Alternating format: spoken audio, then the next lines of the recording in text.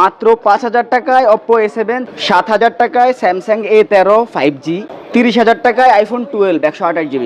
Note 11 box charger সহ হয়ে যাচ্ছে মাত্র 7,000 টাকায়। S10 Plus যেটার স্টোরেজ হচ্ছে 1000GB, 1000GB স্টোরেজের এই ফোনটির মূল্য হচ্ছে মাত্র 25,000 টাকা।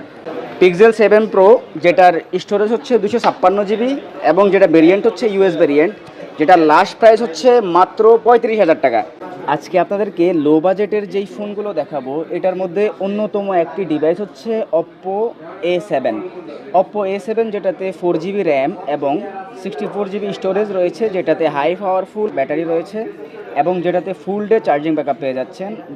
A13 5G যেটার র্যাম হচ্ছে 4GB এবং যেটাতে স্টোরেজ হচ্ছে 128GB। জাতীয় একটা ফোন যেটা হচ্ছে Note 11, যেটার র্যাম হচ্ছে 6GB এবং স্টোরেজ হচ্ছে 128GB। S10 প্লাসের 1TB 1000GB একটা ফোন, যেটার 4100 এমপিআর ব্যাটারি এবং যেটাতে সুপার অ্যামোলেড ডিসপ্লে আছে, যেটার ক্যামেরা কোয়ালিটি তো অসাধারণ। আর আগের এই ডিভাইসগুলোতে কোনো ধরনের কোনো আপডেট ইস্যু নেই, যার জন্য অনেকেই সিলেক্ট করেন।